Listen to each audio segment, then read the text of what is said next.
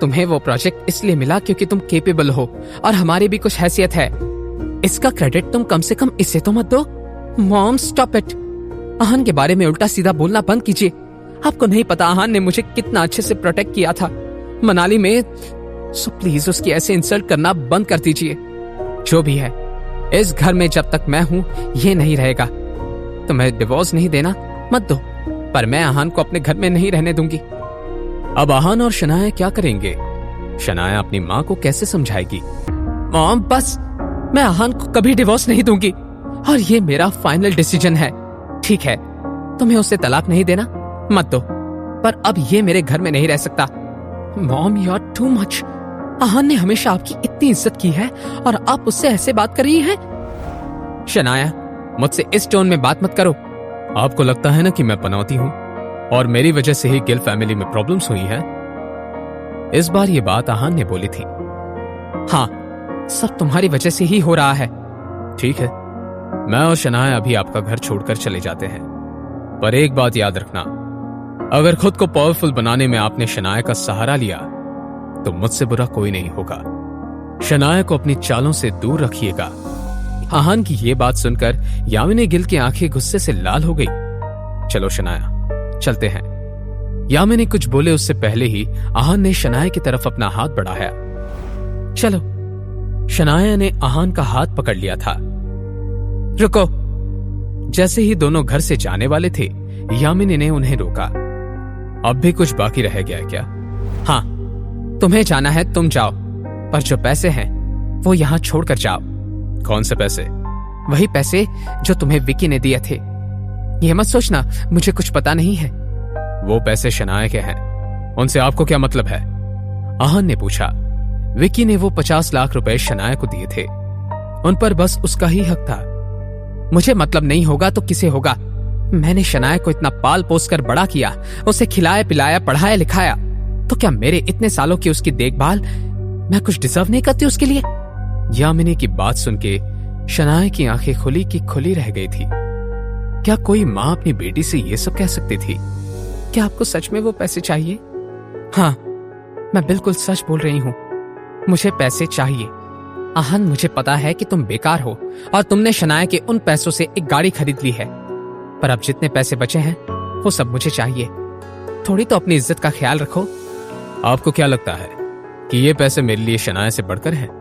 ज्यादा बनो मत आहान, तुम हमारे साथ 3 सालों से रह रहे हो। मैं अच्छे से जानती हूँ तुम्हें किससे फर्क पड़ता है और किससे नहीं। अभी तो तुम कह रहे हो कि तुम्हें इन पैसों से कोई फर्क नहीं पड़ता, पर सच तो यह है कि तुम्हारी इतने पैसों की औकात ही नहीं है। जब यामिनी ने देखा कि आहान और शनाया दोनों कुछ नहीं बोल रहे हैं, तो उन्होंने झुंझलाते हुए कहा, अब ये मत कहना कि बचे हुए पैसे भी तुमने खर्च कर दिए। मॉम, आहान ने वो पैसे खर्च नहीं किए हैं। अच्छा है, अगर उसने वो पैसे खर्च नहीं किए हैं तो लाओ मुझे दे दो। ठीक है, मैं आपको वो पैसे दे देती हूँ। शनाया ने कहा और अपने बैग में से बैंक का कार्ड ढूंढने लगी।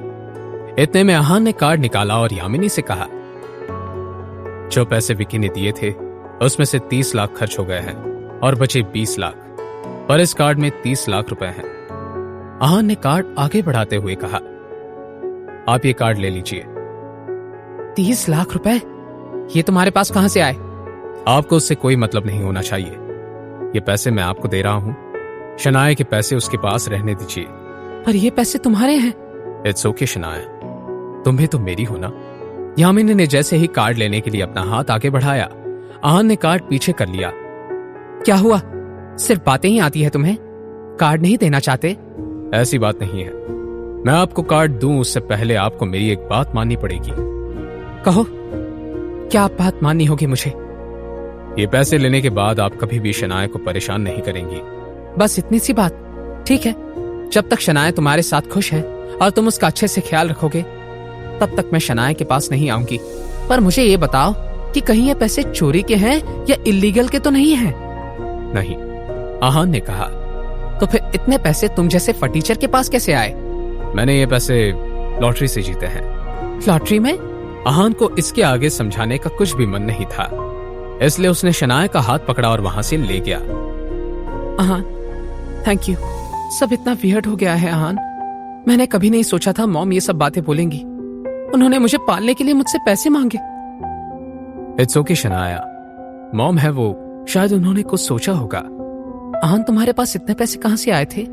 कुछ मेरे पास पहले से थे और कुछ पैसे राज ने दिए।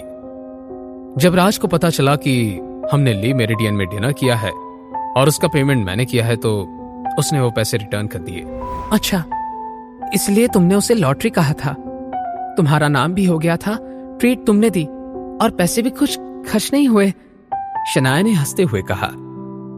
अब उसका मूड थोड़ा बेटर हो गया था। शनाया, हमेशा ऐसे ही हंसती रहो। तुम मुझे हंसती हुई बिल्कुल अच्छी लगती हो। जब तक तुम मेरे साथ हो, मेरे चेहरे की मुस्कान कहीं नहीं जाएगी। चलो, मैं तुम्हें तुम्हारा नया घर दिखा कर लाता हूं। नया घर? शनाया ने चौंकते हुए कहा। हाँ, जब यामिनी ने उन्हें घर से निकलने के लिए कहा था, तब आहान कहीं ना कहीं बहुत खुश था।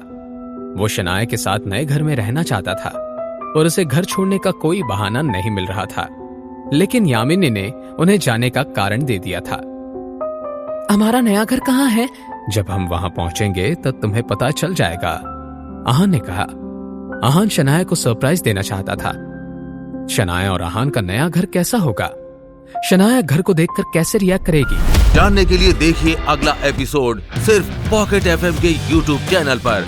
और सीक्रेट अमीरजादा के सारे एपिसोड्स को सुनने के लिए डिस्क्रिप्शन में दी हुई लिंक से डाउनलोड कीजिए पॉकेट एफएम ऐप।